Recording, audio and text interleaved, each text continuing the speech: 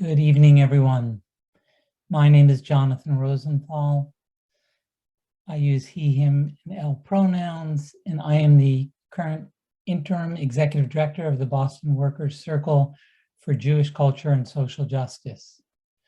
Boston Workers Circle is many things, including a community and spiritual home for secular Jewish life, a voice for progressive Jewish values and social change, and an arts and education center celebrating Yiddish, Jewish, and progressive culture. Thank you all for joining us this evening for this four-part series, A Better Future for Israelis and Palestinians, Affirming the Sacredness of All Human Life. We will be exploring and building solidarity across identities throughout these sessions, identities that often struggle to find common ground. We aim to provide opportunities for all of us as Jews, Muslims, Christians, and folks of all faiths and walks of life to consider many perspectives and narratives from which to think about the current situation in Palestine and Israel. This has not always been quite so difficult, but the conflicts, wars, and struggle in Palestine and Israel have made it increasingly difficult. Really hard to even consider conversations, especially between Jews and Muslims, despite a long history of co-living and collaboration. My experience as a US Jew is that to even consider or suggest a conversation about Palestine and Israel, or as some insist, Israel and Palestine, with other Jews, and often with Muslims or Christians, or really anyone, instantly becomes explosively emotional. Memories of painful history, painful current events rush in for many of us. In response, if we are even able to begin, we flatten the conversation to avoid the overwhelming conflict. What should be a multidimensional, complex issue becomes one-dimensional, especially since the fateful events 20 years ago on September 11th, 2001. Listening and learning and growing become difficult for many of us. And we all believe here that we must rise past this to learn how to embrace complexity, contradictions, rage, fear, terror, and trauma. In short, we do believe healing is possible and essential. So thank you for joining us in this healing series. In this spirit, we at Boston Workers Circle are delighted to join our esteemed colleagues at the Islamic Council of New England in co-sponsoring these conversations. We are committed to engaging in these difficult dialogues to build solidarity across our identities to forge a just peace. We know there can be no justice without peace and no peace without justice. We'd like to especially thank Shaheen, Driss, and the Islamic Council for your leadership and collaboration to create these series. And thank you to the Jewish Muslim Solidarity Committee at Boston Workers Circle for helping make this possible for our community. Finally, I would like to give a special thank you to Deputy Speaker Congresswoman Catherine Clark and her team. We got a nice letter of support recently. She tried to have a short message prepared for us tonight, but was unable to. Given the complexity of things in DC right now, we hope to hear from her in future sessions. We appreciate her support. Thank you very much. I turn it over to Driss from the Islamic Council. Peace be to all of you. My name is Idris Jermoun. I'm currently the Executive Director of the Islamic Council of New England, an umbrella organization for all the Islamic centers and Islamic organizations throughout New England that had been around since 1984 and had been the Muslim voice for all such organizations.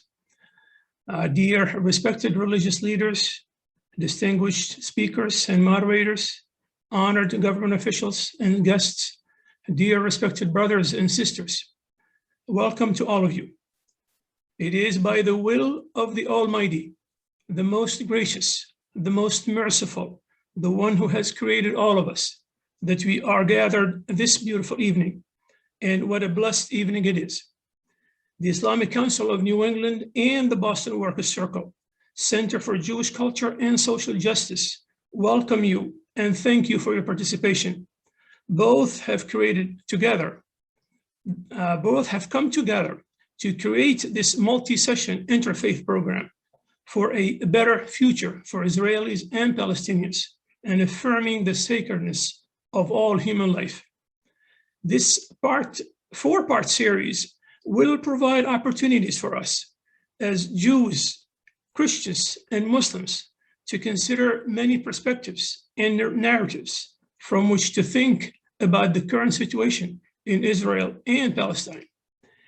As we share our excitement and our commitment to working together on this important series, as we continue to engage and collaborate with one another, as we open our hearts and minds to one another, as we acknowledge the past and the current injustices, as we share the humanitarian values that are deeply rooted in our faiths and traditions, as we continue to seek a better future in the region, we firmly remain hopeful, as our faith teaches us, for a solution, and as promoters and supporters for peace and justice.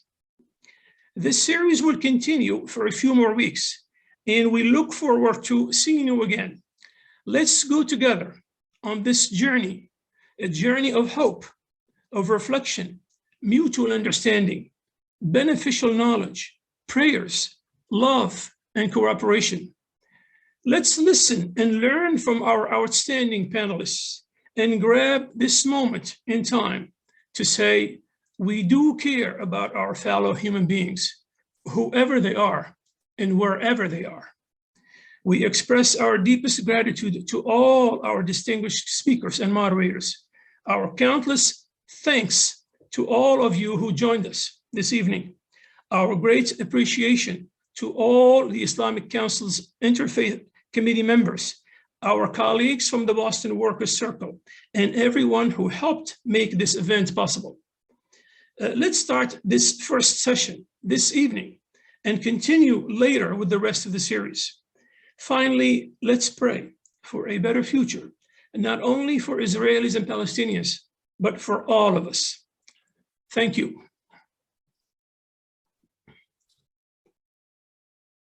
Thank you, Driss, for those inspiring remarks. I'd like to ask us all to take just 5 seconds of silence to honor all those who have worked for peace before us, all those that continue to work for peace in the Middle East, and all those future generations that will continue to work for a more peaceful and just Middle East.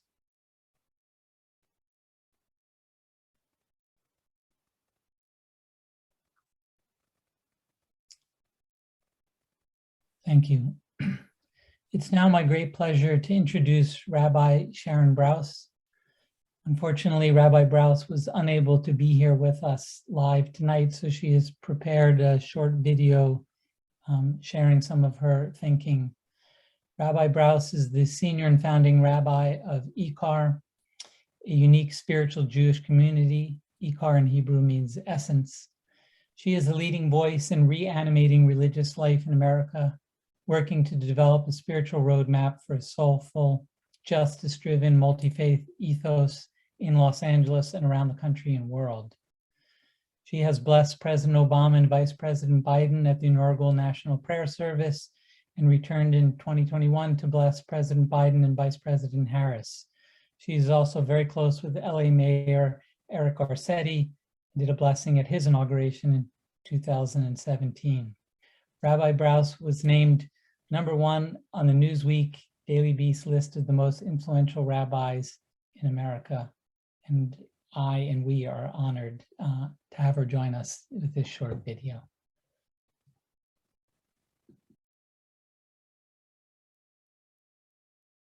Hi, everyone. I am Rabbi Sharon Brous from IKAR in Los Angeles, and I'm so honored to be introducing this incredible 4-part series, A Better Future for Israelis and Palestinians, affirming the sacredness of all human life. In the course of this series, we're going to ask 4 big, difficult questions. Can we talk and can we listen? Can we share, looking at the sanctity of the Holy Land from a Jewish, Christian, and Muslim perspective? Can we acknowledge, reflecting on our histories and our narrative? And finally, can we help? What's our role in finding solutions? Though I have to say, the very fact that you're here today means that on some level, you already know that the answer to all of these questions is yes. It has to be yes. So to begin this conversation, we have to pry open our hearts. I want to invite you into a story that I read many years ago and I think about often, a story told by George Orwell. He was enlisted as a soldier in the Spanish Civil War in the 1930s. His commander positioned him on a strategic perch and ordered him to shoot any enemy troops that came within sight. So Orwell crouched down and he waited until he finally saw an enemy soldier jump out of the trenches and run in full view before him. Orwell was about to shoot when he noticed that the man was holding up his pants with both hands as he ran. And suddenly, he couldn't shoot. He later explained, "I had come here to shoot at fascists, but a man who's holding up his trousers isn't a fascist. He's a visibly fellow creature, not unlike me. And you don't feel like shooting at a fellow creature." A broken belt. A broken belt. The reason I can't stop thinking about that story these past many years is because I fear that we have lost the ability to see the humanity in one another. This didn't happen this past May or over the last couple of years. Dehumanization rises in a slow boil. It's cultivated over time. What does it mean to live in a society in which day after day, year after year, we're trained almost from birth to hold our own narratives as sacrosanct and singular, so much so that we literally can't even hear one another's stories? It took me a long time to learn to hear Palestinian stories. I wanted to jump in. I wanted to challenge, to counterpoint every point I heard. I had to actively learn how to listen. When I first came to Los Angeles years ago, I went to hear a Palestinian professor speak in a synagogue in Santa Monica. He was standing before a crowd of 200 Jews, and he began his talk. He said, "You're not going to like what you're about to hear. Some of what I'm going to say to you will make you sad. Some of it will make you angry. Some of it will make your blood boil. It'll make you want to jump out of your seat and rush the stage to silence me. I'm asking you just to listen, because today I'm going to tell you what happened in 1948 from the perspective of my people. Whether you like it or not, whether it accords with your understanding of history, this is our story. And then I will hear yours. Because," he said, "if we are ever to have peace, we will need to hear where the other is coming from." That was a revelation for me. We don't need to cede to one another's claims of the past, but we do need to hear them. For many years, I have experienced Yom HaAtzmaut, Israel's Independence Day, as a day of incredible gratitude. It marked our people's transformation from victims of history to agents of history. This was a day that honored the struggle and the suffering of my Jewish family, the generations of trauma and displacement, of genocide and expulsion, as we transitioned into a people with a dream made manifest. I still to this day hold that day as a miracle. It took me time, though, to recognize that my experience of Yom HaAtzmaut did not preclude my recognition of Nakba Day, a day commemorating catastrophe for the Palestinian people, a day marking the displacement of 750,000 Palestinians from their homes, forced out of towns and villages as the State of Israel was established. It took years for me to listen enough to recognize that Nakba is not just a historical commemoration, that for many Palestinians, it's very much a part of the present, as they still experience the reverberations from the violence that is not history, but is present and continuous today. Many of those who fled remain refugees today, carrying the keys to their grandparents' homes in places like West Jerusalem and Haifa. These are powerful symbols of loss and a daily reminder of the ongoing violence and displacement. But did you know that in Israel, there is a law, the Nakba law, that punishes any municipality that commemorates the events of 1948 as the Nakba? Those who don't comply are liable to lose state funding. That is a society that's driven by fear. And we're all so afraid because we've been taught that to see each other, to hear each other, to allow one another's narrative, to hold truth along our truth, that would be a vulnerability. It would cede the moral high ground. But it's important that we recognize that a society collapses when we're unable to make room for each other. In our Jewish tradition, we built an entire rabbinic literature on honoring and preserving the dissenting view. And yet, too many hold the narrative of our neighbors, our cousins, as if it poses a mortal threat to our family, as if ignoring it might somehow make it disappear. Amos Oz challenged us to find a different path, to learn how to reimagine each other. He wrote that he was not preaching a complete moral relativism, certainly not. I am trying, he said, to enhance our ability to imagine each other on every level, on the most everyday level, to just imagine each other. Imagine each other when we quarrel. Imagine each other when we complain. Imagine each other precisely at the moment that we feel we are 100% right. Because even when you're 100% right and the other is 100% wrong, it's still useful, this imagination. We're here together for these 4 sessions to move out of our camps, to stop shouting and waving banners, and to stand on the side of humanity, to hear and to amplify the voices of Israelis and Palestinians who are begging to be seen as visibly fellow creatures, just trying to hold up our trousers, just trying to get home safely by the end of the day. By the end of these sessions, I ask you to consider, what have you learned? What will you do with what you learned? What is your role? These 6 hours of discussion are just the beginning. I hope that we'll all find a way to stay open to each other's history, each other's narratives, and most of all, each other's humanity. Thank you so much for being with us.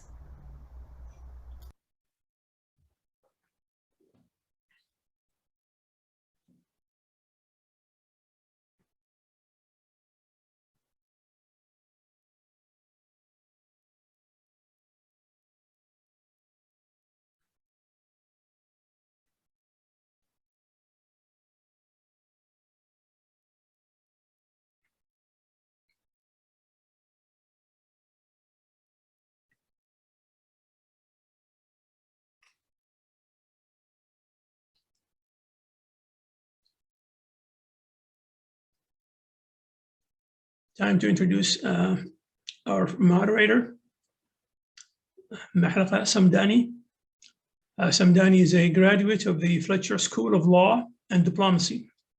She is the founder and director of Critical Connections, a nonprofit organization in Western Massachusetts that educates the larger public on issues related to American Muslims and other targeted communities.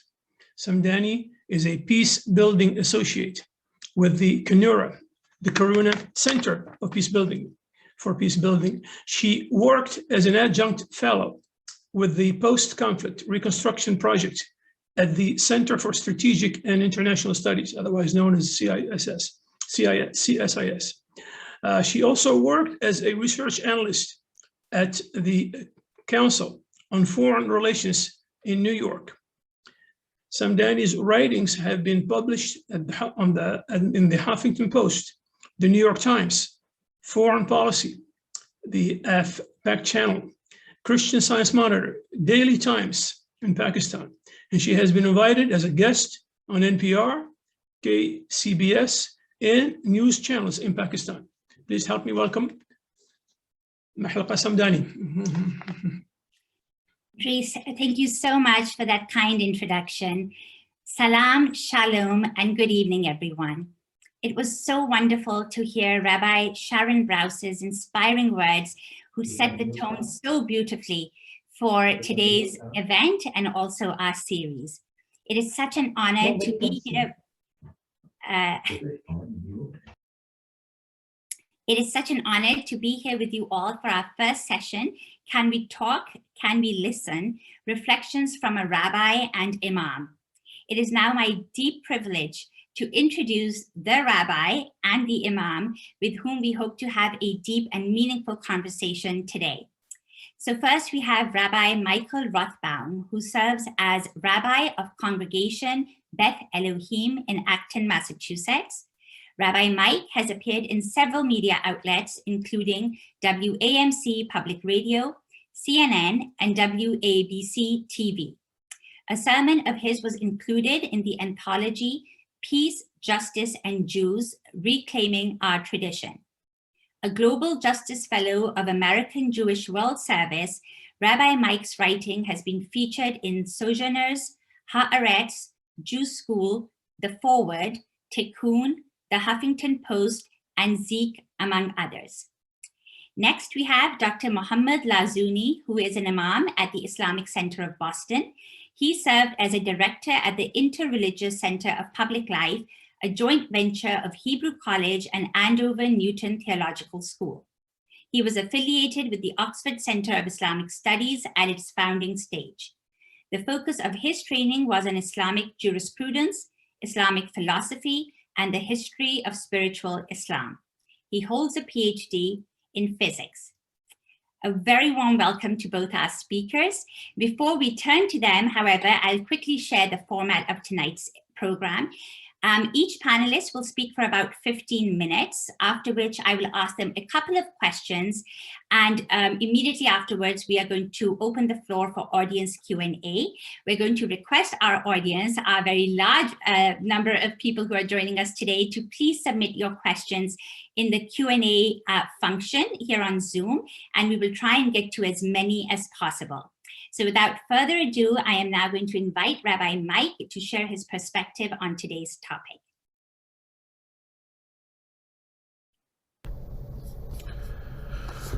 Well, thank you so much.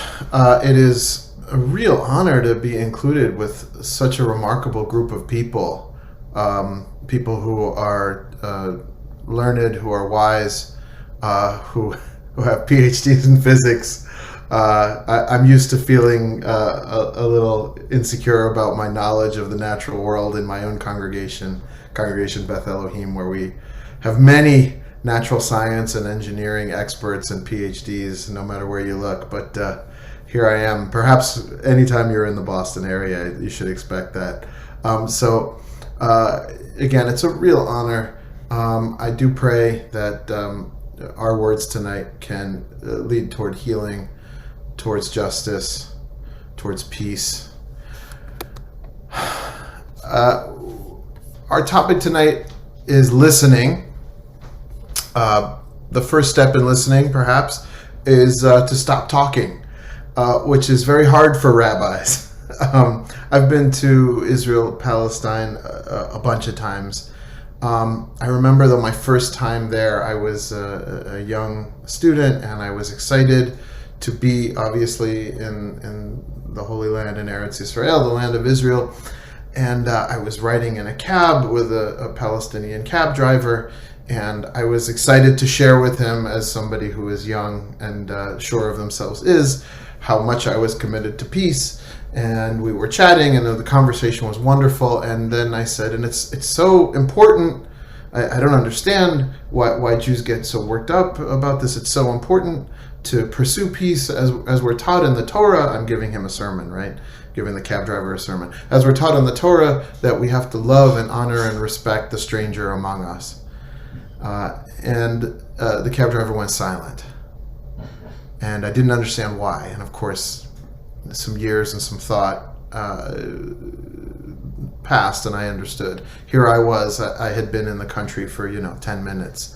And here I'm talking to a man who perhaps has lived his whole life here, and perhaps his family has lived their whole lives here, and he traces his lineage generations, and I'm telling him that I'm welcoming the stranger, I'm loving the stranger, as if he's the stranger. I'm an American who's just been visiting, again, like I said, very briefly, but I think this is my home, and that he is a stranger in my home.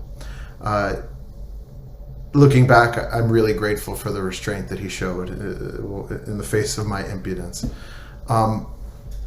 I wish I had asked him more questions. I wished I had been quieter. For Jews, for all of us really listening, with the topic of our conversation tonight is a holy act. The central declaration of Judaism is a passage from Deuteronomy chapter 6. It's known as the Shema. If you're Jewish, you're probably familiar with it. It's not a prayer to God. Fascinating. It's a prayer to ourselves, really. Shema Yisrael, Adonai Eloheinu, Adonai Echad. Listen, Israel, pay attention, Jews. Adonai is our God. Adonai is one. A statement about the attributes of God. Now, like my teacher and my partner here, the Imam, Dr. Lazzouni, reminded me, hearing and listening are not the same. To listen is to hear with intention, to pay attention. And so the message of the Shema is simple but profound. Do you want to know? Do you want to feel, experience divinity? Then listen. Listening is the path to the sacred. We learn this in one of the most painful stories in the Torah, the expulsion of Hagar and Ishmael. You may know the story that though God promises the first Hebrew couple, Abraham and Sarah, as many descendants, quote, as the stars in heaven, the couple is unable to have children at first. And so Sarah offers Abraham her servant Hagar to help fulfill God's promise. And sure enough, Hagar gives birth to a son named Ishmael. Trouble arises, however, when Sarah miraculously becomes pregnant with a biological son of her own, Isaac. And at some point, we're not sure why exactly, Sarah determines that Hagar and Ishmael may no longer remain in the camp. She demands that Abraham exile the two of them. The scene unfolds quickly, along with the heartbreak.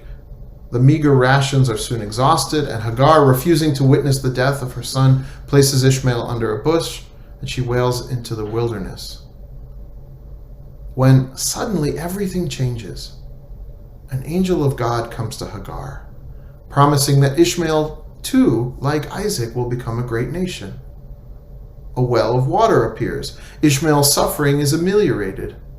Hagar's wailing is answered.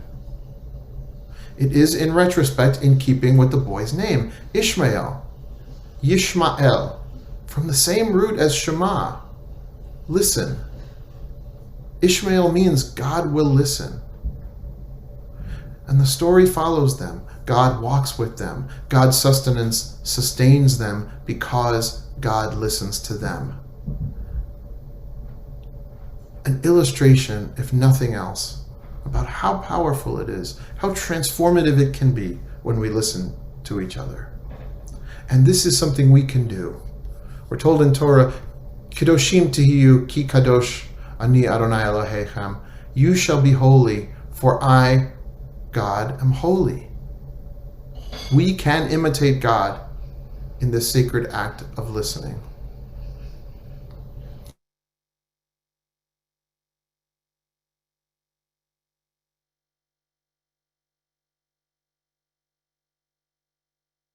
They are never enough. I believe the bloodshed and the heartbreak that we are seeing will only end when we make space in our hearts to hear the stories of others. Jews must make space in our hearts to listen to the suffering of Palestinians. It's a story Jews know from our own history in the land of Israel at the hand of Roman occupiers 2,000 years ago, and throughout Europe in the years since. Conquest, displacement, degradation. Hearing the story of Palestinians does not negate the Jewish story. It should build connections between the two of us. And I believe as well, Palestinians and other Arabs need to make space in their hearts to listen to the suffering of Jews. Our story, our Jewish story of displacement, led ultimately to the slaughter of a third of worldwide Jewry. And we were already a tiny number. Both peoples know what it's like to bury in blood. And those of us joining tonight, those of us throughout the world of European origin, white people, need to listen to history. For this sad story is not just a story of religious or cultural rivalry, it is also a story of conquest and colonialism. The conflict between Israel and Palestine might have been born with Isaac and Ishmael, but it flourished with Sykes and Picot. And if you don't know those names and you care about peace, you should learn them. Because Mark Sykes and Francois-Georges Picot were respectively British and French diplomats who drew up the Sykes-Picot Agreement, a secret treaty between the two countries to divide up the Ottoman Empire in 1916.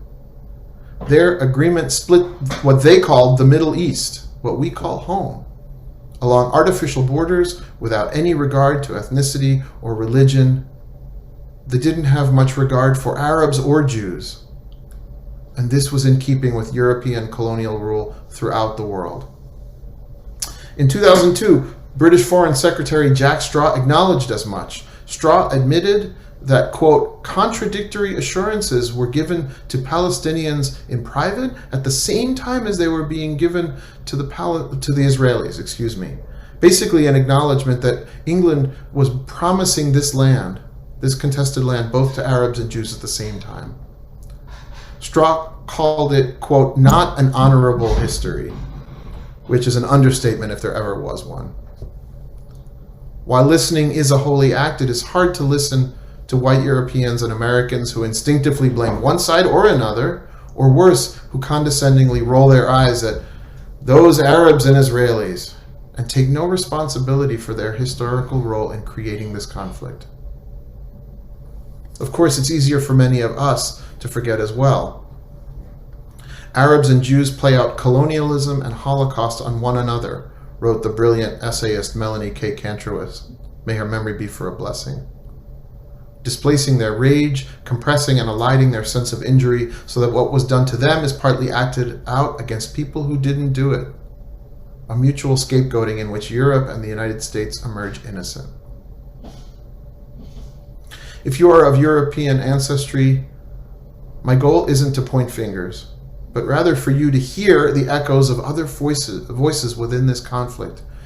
Anti-Semitism, Islamophobia, colonialism. To acknowledge that these are inside all of us is to insist on beginning to heal this pain. And I think it's actually a spiritual practice. What we apply to international conflicts, we can apply to personal ones. When I have a conflict with someone else, I need to remind myself, what is the history that we're both bringing to this conflict? I'll assume that most of us here today want a peaceful solution. I know I do, and I pray for it. But as we talk about listening, I invite us all to think about the fear of loss and suffering that hold both Israelis and Palestinians back from a peace agreement. For Arabs, Muslims, Palestinians, accepting a Palestinian state in the West Bank and Gaza is to accept a fraction of what they believe to be the full state of Palestine. It means a sacrifice of claims on land in Israel proper that they believe, that they know belongs to their family. And for Jews, for Israelis, creating an autonomous Palestine in the West Bank means an Israel that will be 9 miles wide at its narrowest part. Cities close to the Jewish soul, where Jewish patriarchs and matriarchs, kings, queens, Jewish prophets walked and lived. Hebron, Bethlehem, Beit El, Bethel, Jericho, Shiloh, Tekoa.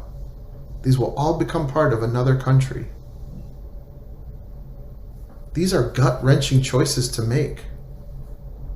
Jews and Muslims, Israelis and Palestinians were thrown into a painful dance by Europe's colonial powers.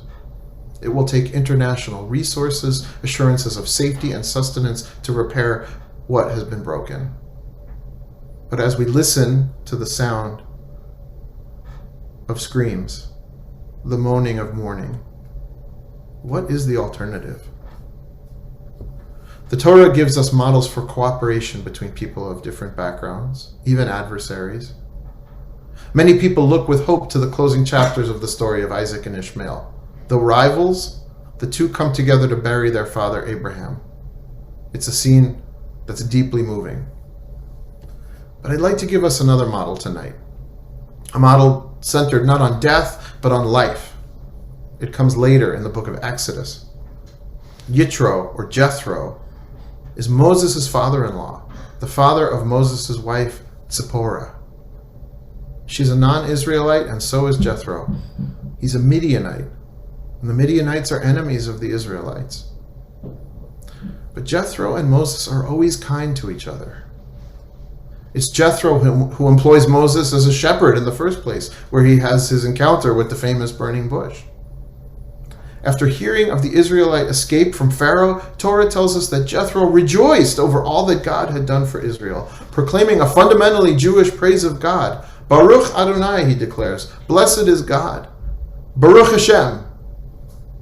And when Jethro finds an exhausted and harried Moses acting as judge for all of Israel, the Israelites surrounding the prophet min haboker ad ha'erev, from the morning until the evening, Jethro teaches Moses a system of justice we still use to this day. Look, Moses, the major cases come to you, but the minor cases, find some mensches and let them decide. Let someone else deal with that. Of course, Moses and Jethro both loved Zipporah, one as husband, the other as father.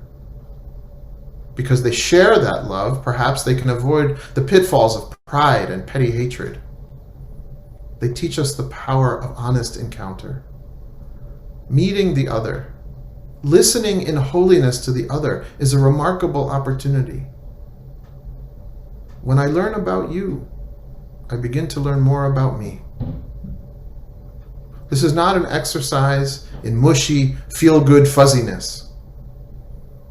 We don't kid ourselves and deny what divides us, but we show one another respect by dealing with differences honestly, by listening carefully, by speaking with care, by loving fully. We pray with open ears and full hearts. Adonai, the most gracious, the most merciful. Allah, our God, ruler of the universe. Divine Mother, Holy Father in heaven and on earth, teach us to listen. Teach us to own our responsibility in straying from you, in damaging your precious world. Teach us our role in healing that world. Teach us a path forward, recognizing your face in every human face on your blessed earth. And we say Amen. Amen. Thank you so much, Rabbi Mike, for those very profound reflections. I will now turn to Imam Lazzouni and ask him to share his thoughts with us. Thank you. What a wonderful act to follow. Such an inspiration from Rabbi Rothbaum. Truly, truly an inspiration. I can only follow it in the name of God, the most gracious and the most merciful. Respected guests, organizers, teachers, thank you for the privilege to address you this evening. I am, without modesty, the least qualified person amongst you. My approach is going to be one mainly theological. With humility, I accept my responsibility in this set of remarks I will share of being an outsider looking in line with Rabbi Rothbaum's story of taking a cab. I am on a cab towards a destination I don't know much about. My focus will also have a very heavy emphasis on the role of US Muslims and Jews. The simple outline of the remarks I wish to share, first and foremost for myself to learn, are about 5 points. What common grounds can we leverage in order to step towards each other? What challenges face us in order to cross bridges and come closer to each other? What words of wisdom could we share and learn from? And undeniably, as religious messages are always rife with them, perhaps some words of caution, and then some concluding ideas. The starting point of the common ground that brings our communities together is the centrality of the sacred text. The Quran acknowledges the Jewish people as favored amongst nations. I'm quoting the Quran. Revelation is a source of truth, doctrine, law, values, and ethics. a perspective shared by Jews and Muslims alike. We read our scriptures with a sense of contemplation and spiritual reasoning. If you're in doubt, just look at the rabbinical commentary and its richness and its value for all of us to learn from, not just Jews alone. Why should we listen and talk? Because the Quran says, when the sacred words are revealed to you, listen and pay attention so you may be blessed. And Allah speaks the truth. I understand without naivete that while seeking similarities is helpful, differences raise critical questions to invite us to new learning. They invite to a world of new possibilities, maybe strange, maybe difficult, but pregnant with opportunities. Where do we have room to explore new grounds? Certainly in the heritage of where we both come from as nations and traditions. Doctrine is foundational. I dare say it is critical and in some cases immutable because it defines who we are and who we are not. But narrative is fluid. It can shift focus. It can rearrange the story elements to reveal the unexpected, a new world of possibilities. But hermeneutics, where the human agency engages with the sacred text and revelation, is the space of opportunities. So let us put that in practice in addressing the challenges, however difficult they might be. The Quran says, hold on the rope of God, all of you, and do not scatter. Acknowledge God's blessings upon you. You were once enemies, and He brought your hearts together. So you became, with His help, brothers. The beginnings are difficult. The story of Isaac and Ishmael has a doctrinal reality behind it. Read as is, it could lead to discord and certainly polarization. But we do not have to be stuck. Just look at the model of what Rabbi Rothbaum shared with us this evening. A narrative about Sarah that suddenly shifted. It led to a new interpretation where Hagar moves from being an outcast inside the story of the people of Israel to become the matriarch at the origin of Islam. And then Abraham comes together, and here hermeneutics offers us the power of fatherly love. He did not bring just his two sons together. He brought all of the Semitic people under his tent and said to all of them that they were welcome. Yes, they were his departing words, but he is a man with a living tradition, maybe a dead body, but certainly a living tradition within the Abrahamic relationships. If we can see past the rivalry without naivete, then healing becomes possible. How, you might ask? My answer is fairly simple. There is enough suffering for all of us to repair. So let's not compete on other things that are not worth competing on. What practical steps can we take? We can begin with very humble and modest steps, erecting perhaps some scaffolding for a shared vision. Seek meaning to larger questions in life through scripture. Central to our scriptures and our traditions are the vital ideas about life as people. Where did we come from? Where are we here? Where do we go? These are not questions about some tooth fairy. These are very serious questions about the choices we make and about who we are as people. Live the golden rule every day and every time. And whenever you can, stop comparing your best to somebody else's worst. Perhaps one of the most vicious things that all human beings engage in rather liberally in their lives.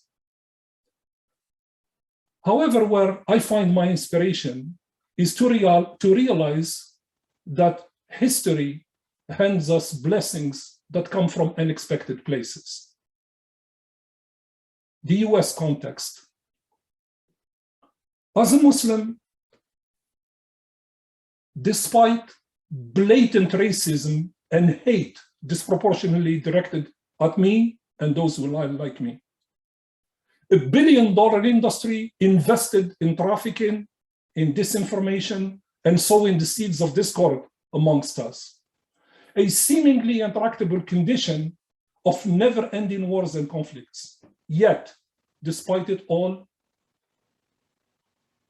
for every despicable act of hatred and racism, good people come and say to me, this was not done in my name. Because of that, I have to pay it forward. I affirm and renew my commitment, as the Quran says, and amongst his signs is the creation of the heavens and the earth, and the differences in your languages and races. Surely, in these differences are signs for those who know. I believe in America, not as some utopian city that sits on the hill, but as real people living on a real land who are God-loving, love liberty, and who are good and honorable. America remains to me a unique place where religious pluralism and hope is not simply possible, it is a reality. For those who wish to deny us opportunities to play a positive role, we say that America remains for us a model of living together by finding strength in our differences. However, like every privilege, privileges come with responsibilities, and I accept them. It's very easy to extend the hand of friendship to those we identify with. But bravery, my friends, bravery is when we cross the river to visit those we do not understand, and we make a commitment that we do not want to walk away from them. We are all work in progress. I can speak for myself and about myself with certainty. How can I not be a work in progress when I am a mere sinner trying to repair myself every day and with every step I take in my life? But here, there is a dream worth having, and I have it. America can not only play a positive role for us, but it can mold Jews and Muslims to not only coexist, but to prosper together. We can lean on each other to be worthy witnesses and help others say, they made it. It will then be the prerogative of the Palestinians and the Israelis, who are not all Muslims and not all Jews, to be inspired, and maybe one day they might ask, why can't we model after them? So here are my closing remarks on my words of wisdom, caution, and final words. Reasonable expectations are in order. Part of authentic dialogue is to agree to disagree, and that's okay.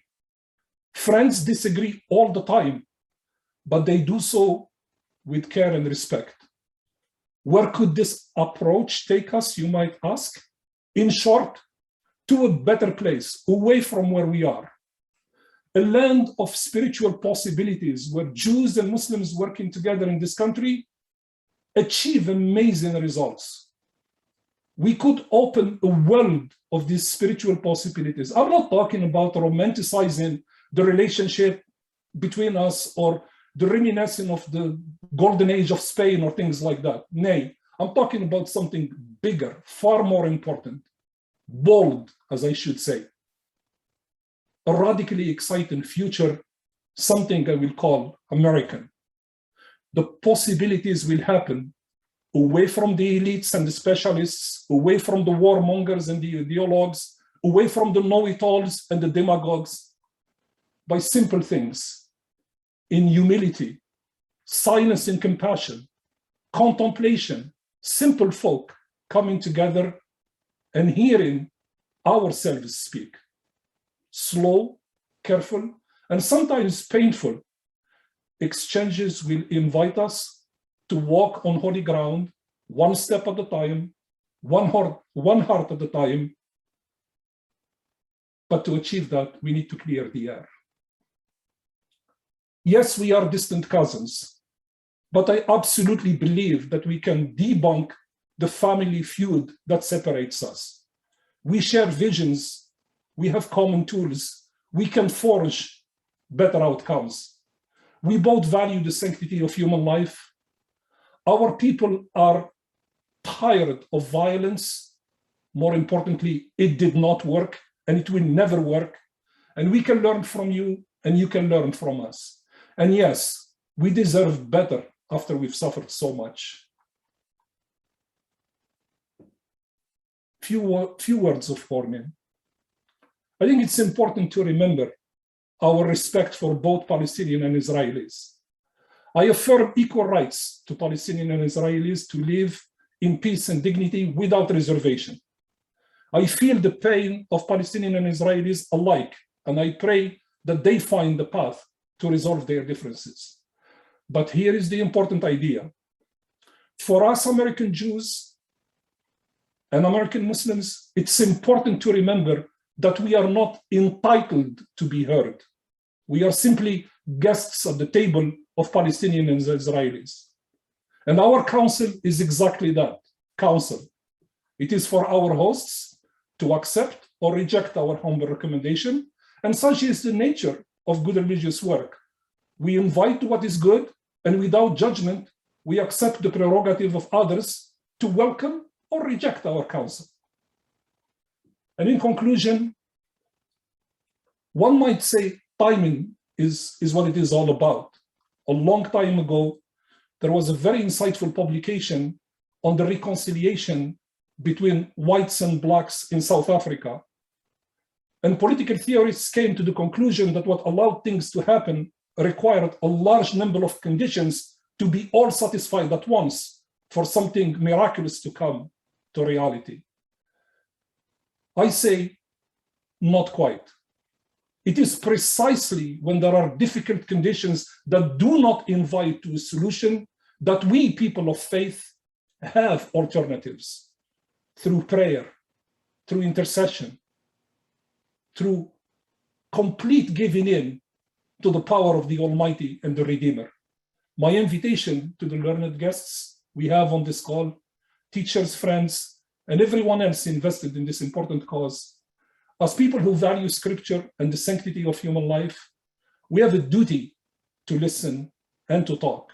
We can break through this hardship and give peace building a chance. History will judge us if we stand and do nothing. But more importantly, when God will ask, what did you do to help those who were in need? At least one can say, I've been here tonight. And that is an excellent step to start from. Thank you. Thank you, Imam Lazzouni. Thank you so much for your inspiring words and for providing a shared vision for American Muslims and Jews. You both spoke so eloquently about the moral guidance that our respective scriptures provide us in affirming the sanctity of human life, and more importantly, even in some cases, in emphasizing how important empathetic listening and connection is. So thank you both so much for that. I would now like to sort of begin the conversation with asking you, Rabbi Mike, what is one thing you would like the Muslim community to understand about the Jewish community as it pertains to Palestine and Israel?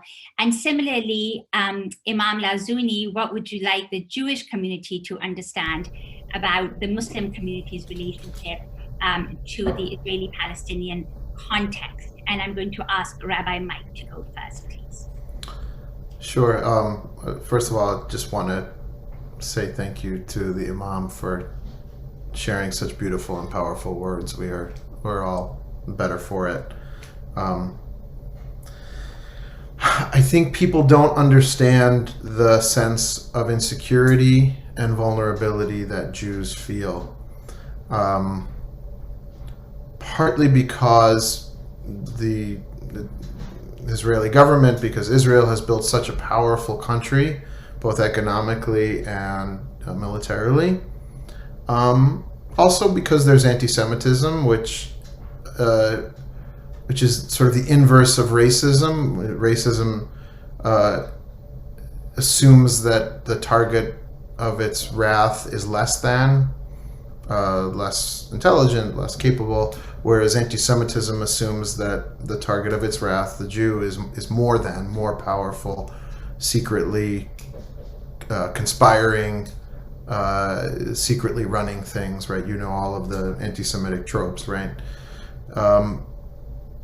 There's a teeny tiny amount of Jews in the world. There are 13 million Jews in the world, mostly in the United States and Israel. That's, if you think of 7 or 8 billion, even in the United States, there's 6 or so million compared to 330 million. That's 2%.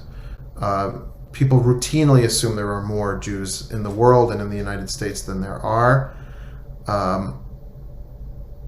The 13 million is down from the 18 or 19 million, roughly, pre-Holocaust. There's been some increase from, reproduction. In the course of really 4 years, a third of Jews were wiped out in the world.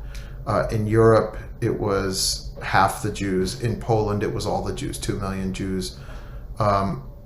I think 1.5 million kids. This is not to forgive human rights abuses by the Israeli government against Palestinians and Israeli Arabs. There is blame on both sides here,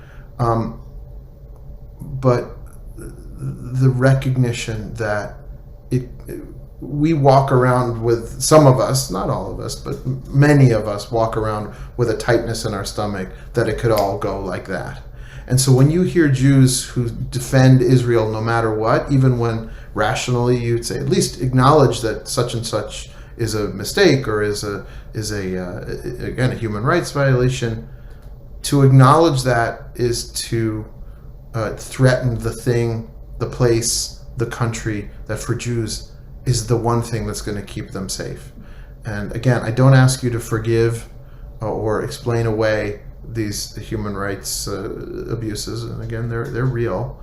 I ask you to understand that existential fear in the heart and in the stomach of many Jews.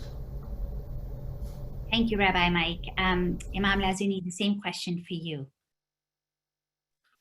Thank you for the opportunity to ask the question. I will find first my inspiration from a verse of the Quran that says that whoever is pious, God will find a way out for him or her.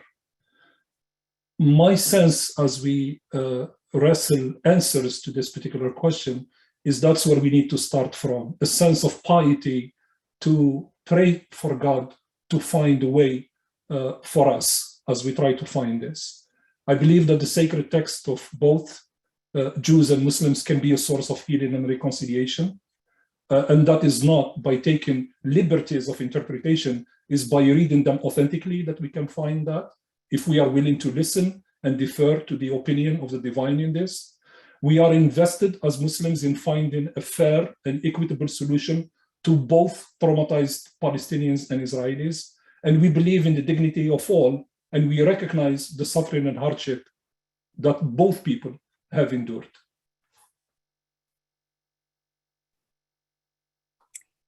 Great, thank you so much, Imam, for that. We did have a couple more questions, but I am thinking about the time right now, and we have a wonderful audience with us, and we'd like to get to the audience Q&A.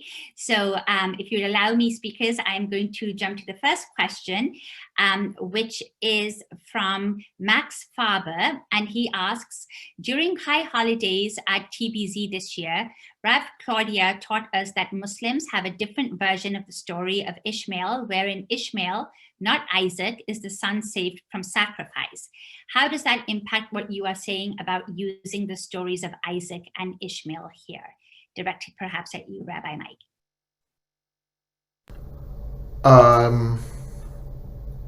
Yes, there are different. I mean, I think what it tells us is that there are parallel truths.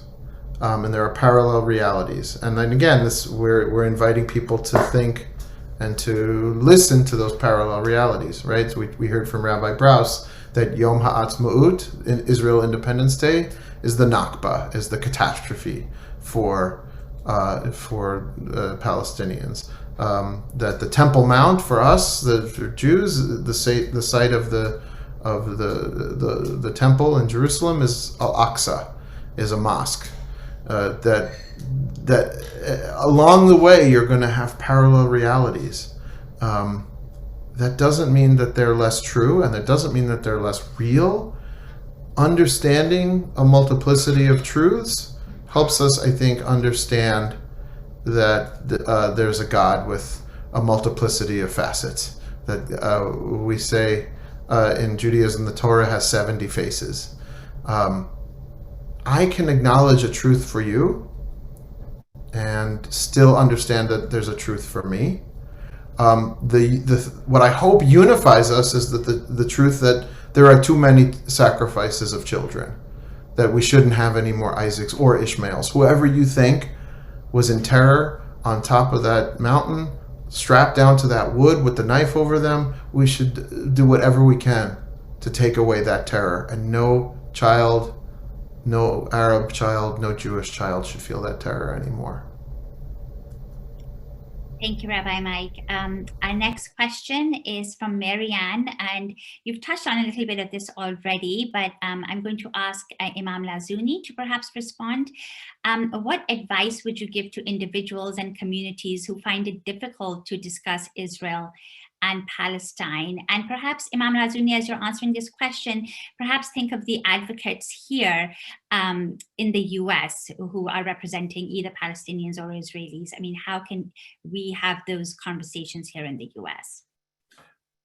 I would say we should begin with the three things as we engage. The first one is a deep sense of humility and empathy.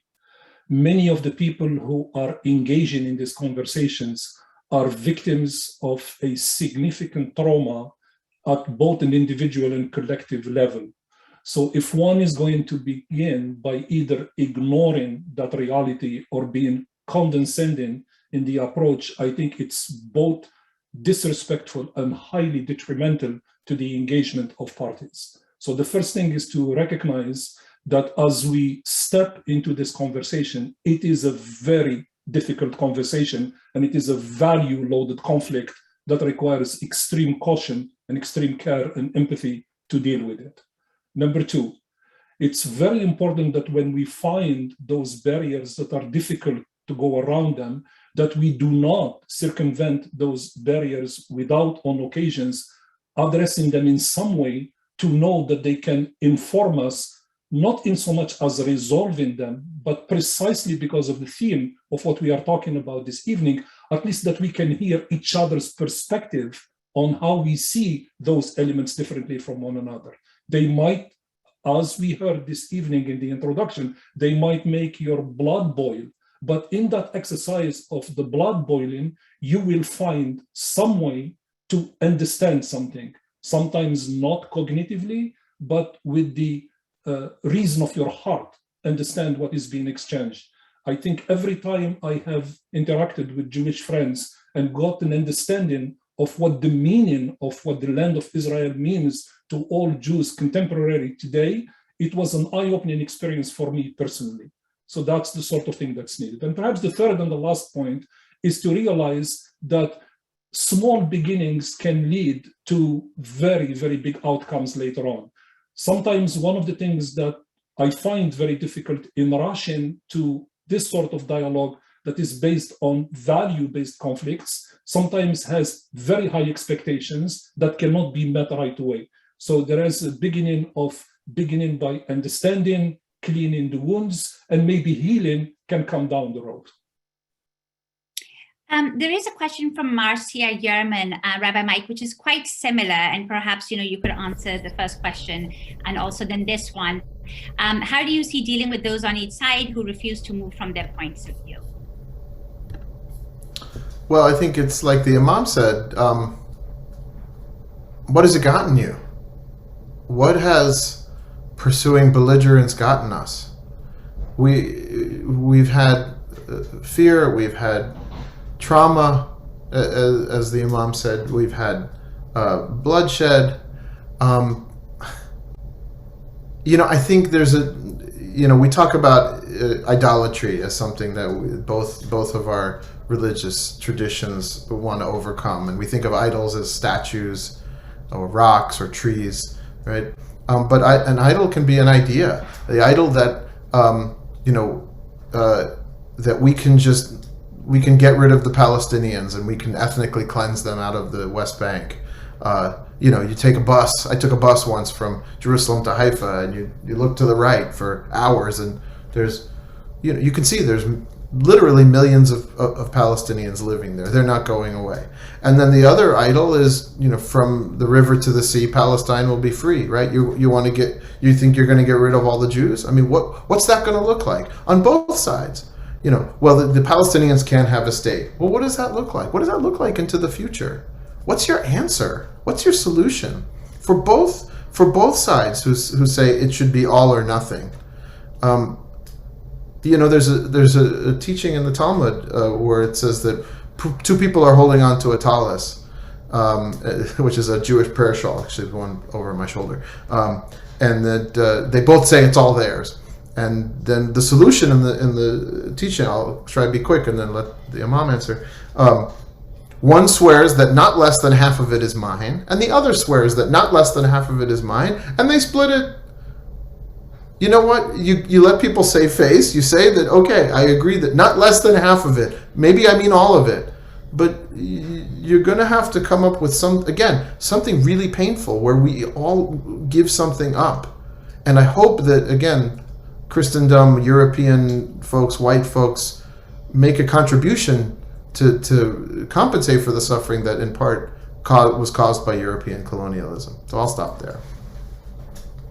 All right, we have a question from Richard, and this is directed at Imam Lazzouni. He was wondering if you could elaborate a little bit on the first question, which was, what would you like Jews to understand about the Palestinian perspective? He's wondering if you could just elaborate on that a little bit.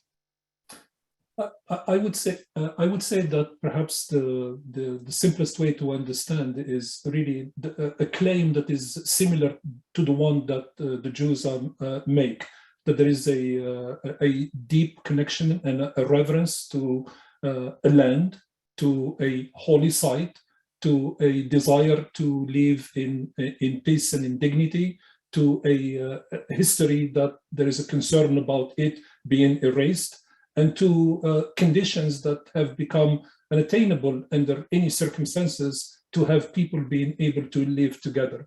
Those are the claims that are the most reasonable, the most authentic, and the most human in their nature.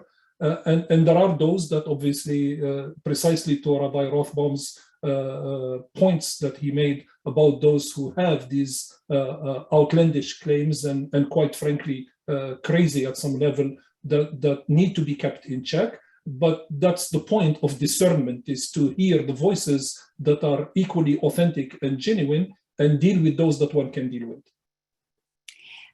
Thank you. We have two questions that are quite similar, one from Naomi Sheeman and the other from, I'm trying to find where that went. And it's in regard to the theological dimension that we've been dealing with. This is a conversation between an imam and a rabbi, but there are others here in this conversation who are saying, speaking for myself, but probably others in Boston Workers Circle, how do you see atheists entering into this dialogue, or people who do not see religion as a central value-giving entity? And so how can you, what advice would you have for them? And Jonathan asks, how do we include people in this conversation and effort for mutual understanding for whom religious scripture is not a central value, and yet nevertheless are deeply motivated to understand and partner with Muslims on Palestine/Israel issues? And who is the question directed to? It can be for anyone, either one of you, whoever wants to go first. Okay. Rabbi Rothbaum, do us the honor, please, to start. Neither one of us want to jump in. Listen, you don't need to be religious to be ethical. Sometimes the least ethical people are religious, unfortunately. We call it a Chalul Hashem, a desecration of God's name when this happens. You don't have to be religious to tell the truth.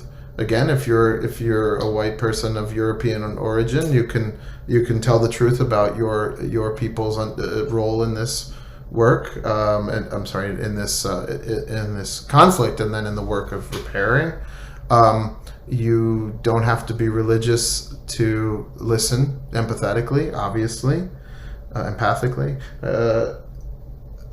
We have to be careful, though. Religion is clearly an incredibly powerful motivator here, and you want to avoid, and of course I'm saying this as a rabbi and as a religious person, at least in my eyes, you want to avoid saying, well, I want to come in and all this silliness with religion, let's move past that, and can't we all just figure out how to get along? It's a deeply disrespectful thing to say that you want to take away a part of the conversation that's deeply moving and essential and drives the people who are involved in the conflict. I mean, you get into paternalism there. You get into infantilization, and white savior complex, and all of the things that we've been learning in our racial justice conversations are a mistake. Find out what, again, this back to listening. Find out what drives people. Find out what moves people. Maybe it's religion, and maybe you need to learn about that. Maybe it's, I don't know, maybe a settler got a financial incentive to move to a settlement in the West Bank. We got to listen to what is the financial incentive to this problem. I mean, I think more, again, for all of us, more listening and less, a little less confidence and humility, I think, is what the Imam said. Not assuming we know the answer until we really listen. My opinion is that this question really probes something very, very profound. It's a question that I have heard come my way a number of times before, and I must confess it's a question that gave me an opportunity for a great deal of reflection. One might ask why. Because I think that there are a number of layers under the questions that can be impacted in different ways. The first one is when it comes to social engagement, whether these are arguments of social justice, political justice, human rights, and things of that nature, are they inclusive or exclusive in terms of engagement? My short answer to that is that since these are issues that challenge all of our humanity at the most basic level, they are inclusive. It doesn't matter whether you belong to a certain denomination or not. Certainly within the Catholic world, Catholic social justice informs everybody to be involved and to be engaged in what it is. That's one element. So the inclusiveness of this is an element that I affirm, and that is regardless of whether you are an atheist or not, you belong to Jewish tradition, Muslim tradition, or any other denomination. There is a common purpose of alleviating suffering and repairing the world that we are dealing with. However, there is no question about the fact that there are certain frames of reference and meeting points when we borrow from each other's traditions that sometimes will resonate with some communities, and other times they don't, because they simply are frames of reference on how we come at either formulating a problem, providing a solution, or finding ways in which we talk about this. So for example, when we talk about the central figure of Hagar, for the Muslims as a religious figure that is real and a religious authority, that's an important reference for us.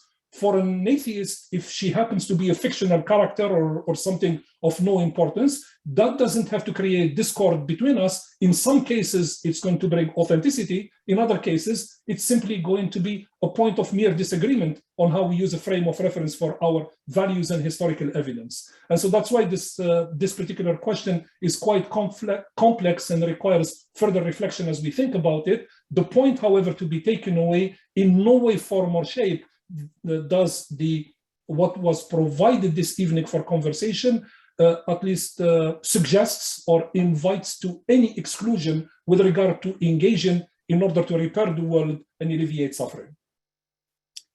Thank you, Imam. You know, there have been so many interfaith groups that have proliferated over the past few years, even decades perhaps, that have facilitated discussions between Muslims and Jews. And one of our questioners, one of our audience members asks, how do you respond to people who say they have been doing dialogue groups for years and are deeply saddened to see that things have not changed?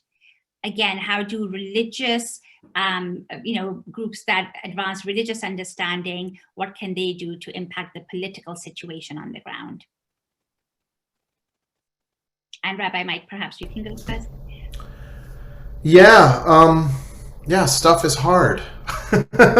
Things are not easy. Solutions aren't so easy to come by. I've talked about this in the synagogue. I think there's a peculiarly American understanding of the world, that everything is going to be solved and there's going to be a solution and we can figure it out and it's going to happen. You know, maybe it's a sitcom mentality, 22 minutes, we're going to get there. I think of my ancestors in Eastern Europe who were tormented by Cossacks and pogroms, and they didn't have any expectation necessarily that things were going to be better. They prayed, maybe. They believed, maybe. I don't know. I wasn't there. The Israelites were enslaved to Pharaoh for 400 years. American blacks are still dealing with inequality. These things, injustice. What is it? Who was it? Was it Frederick Douglass, I believe, who said, power doesn't give in without a struggle. I mean, these things take time. We talk about netzach in Hebrew, endurance. That you do this work, you keep showing up, not because you're going to get a reward tomorrow and you're going to have everything's going to be fixed tomorrow. You do it because what's your other choice is to give up, and then you let the forces of hate and injustice win.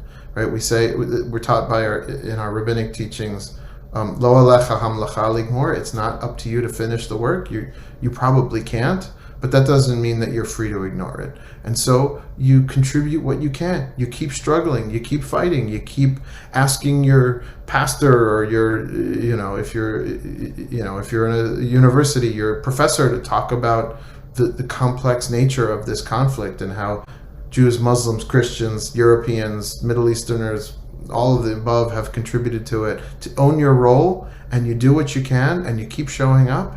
And none of us on this Zoom might see a solution in our lifetime, but that doesn't mean we won't have contributed to an ultimate solution, because you have to believe it's possible. Imam Lazzouni. For me, I would say that that's also an equally probing and extremely important question, because we're human, right? So there is a what I would call almost a functional transactional element to the investments that we make, whether it is an investment in time or an investment in passion or commitment or our faith or whatever it is. So it's only human to expect a causal relationship. If I put this much effort in something, I should be able to get some results that are rewarding, commensurate with the effort that I put into something. That's normal, and that's something that needs to be acknowledged. I do, however, feel that there is a way to deal with this by constantly shifting the lens by which we assess the element of what constitutes success and does not. I can assure you, without doubt, that if you take snapshots in time with just decades by running on 10-year increments as to where we came from in the United States in Jewish-Muslim relations 50 years ago to 40 years ago to 30 years ago to 20 years ago to 10 years ago to now, the progress has been nothing short than spectacular in terms of the exchanges, the interfaith literacy, the understanding of people's opinions with one another. Yes, there is a political reality with regard to the particular conflict that continues to intensify between Israelis and Palestinians, but that's the casualty of many other forces that are at play. But one needs to be also very careful that if you look into the US Jewish Muslim context, the progress has been nothing short of miraculous in terms of what has happened over the years. And that is cause for celebration, and that is cause for great, great humility and accepting of the blessings that have been given to us. Barbara asks this question, even if the optimal first approach is for Jews and Palestinians to listen to one another and find areas of mutual understanding, the critical step could be to engage with the Israelis and the Israeli government. The Israeli government and the army would need to align with these conciliation efforts, and this will be difficult. So it's not so much a question, but I think it's an important point that needs to perhaps be responded to. Rabbi Mike? Sure. American Jews have immense power here. And I would, maybe I'm less polite than the Imam when he said before that, we're just making suggestions and we can't make anything stronger than that. Maybe I'm a New York Jew, so I'm pushy. Right, I think Jews have to insist on it. American Jews have to insist on it, and it's Israelis say you don't live here, you can't say. I'm like, well, you call the country the Jewish state, right? I have that tallis behind me. The Israeli flag looks like a tallis. It looks like my prayer shawl. It unite. You want to tell us this unites all Jews all over the world? Well, there's a lot of Jews who have a lot of problems with what you're doing there. And do you not care? This is something, and this is an intra-Jewish. Somebody who's smarter knows what I think it's a Jewish conversation, right? When we're asked to support JNF, when we're asked to support an Israeli organization, we have to ask the questions. And say, what are you doing about moving us toward a peace process? What are you doing towards the establishment of a Palestinian state? And when our hearts beat a little faster and we start to feel nervous about that, we have to move past that and ask the question anyway, because otherwise we're not gonna get there. By the way, it's not the same in terms of threat to life and to physical danger, but there are Jews in the United States who have some problems with the state of Israel that have nothing to do with Israel-Palestine arguments. Like the religious apparatus is controlled by a small group of Orthodox Jews, so I can't perform a wedding in the state of Israel. Non-Orthodox rabbis can't perform weddings, this is crazy, right? So if that is upsetting to us, if non-Orthodox Judaism is not treated as equal in religious matters, well, then can't we understand that maybe if that's how Jews are treated, maybe non-Jews are not treated so well in Israel either? That doesn't mean, and obviously, and we have got foot dragging towards a Palestinian state. That doesn't mean we can't love Israel. Doesn't mean we can't be immensely proud of it. We can't be immensely proud of our ancestors who created a state against all odds. Assuming that you are excited about the state, maybe you're not. You're a non-Zionist. That's okay too. You're an anti-Zionist. But for those of us who believe that the state should continue to exist, there's a sophisticated love that says, I love you and I want what's best for all of us. I want what's best for you. I'm talking too much, but I ran a religious school for a while, and there were the parents who wanted their kids to be wonderful, and there were the parents who said, my kid would never do that. And, there are some Jews who say, Israel would never do that. It's coming sometimes from a place of fear and insecurity, but sometimes it's a fear of seeing what the truth is. And the truth is, somebody wants me to use the word occupation. Yes, the occupation has gone on too long, and it needs to end. But everybody's got to feel safe and secure in the midst of that. And we do have an anonymous attendee who has asked that very same question. He said that you keep calling it a conflict, and not directly just you, but just I think the conversation tonight. You keep referring to this as a conflict when it's actually an occupation. And I think that, and he or she mentions that is the difference between how different groups have approached this issue. So either Imam Lazzouni or Rabbi Mike, how would you respond to that? And that would be our final question for tonight, only because we've run out of time. I talked a lot, so I'll let Imam, do you want to take that first? And then you're muted. Sorry, just realized I was muted. So no, I will defer. I'm sorry, are you? I will defer, I'm sorry. Listen, we've got words apartheid, we've got occupation, people want us to use a particular word. I think when you use, I think it's an occupation, by international law, it's an occupation. I think people want there to be, you can easily see this seems to be a progressive group, and thank God, because that's why I feel at home here, right? But you can go onto right-wing Jewish sites and say, ask them about terrorism and and pay for slay, and the Palestinians get paid if they kill. Look, there is no easy answer here, and I know that's not a popular thing to say. Like I said, I believe it's an occupation. If you want to call it apartheid, I think apartheid was a very specific thing in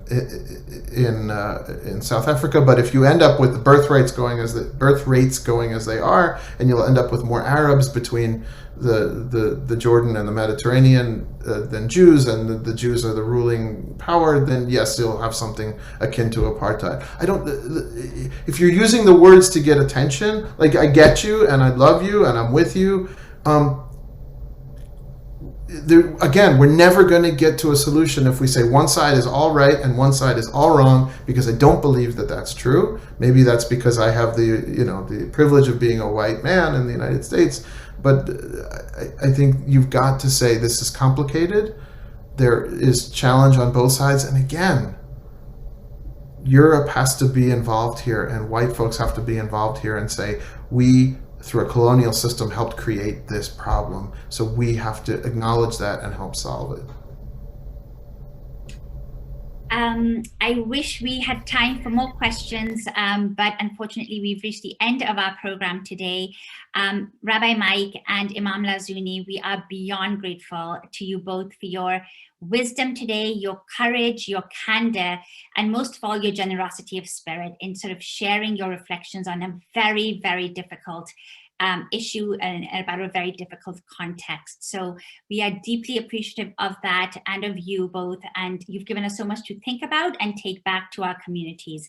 And I'd really also like to thank everybody who joined us today, because some of what you might have heard made you uncomfortable, some of what you might have heard was painful, and yet you all stayed, and yet you kept listening, and we hope that some of what you heard also gave you hope. And at the end of the day, I think it's important to remind all of us that we are here because of a shared commitment for justice for both Palestinians and Israelis, and the future of that region. So again, thank you all so much for coming. We encourage you to continue these conversations with family, with friends and colleagues, and to have them in your spheres of influence. There will be future events, as was mentioned earlier. If you would like to sign up, please go ahead and visit the Boston Workers Circle's website, and they have registration information there as well. And also a special thanks to our co-sponsors, without whom this event would not have been possible. So we really, really appreciate your support. And as we bid you all a very good night, just one last favor we're going to ask, if you could just take a quick moment to fill out the online survey that will be popping up that would really help the organizers plan for future events. So again, a very good night to everybody, and thank you all so much, and especially to our esteemed speakers.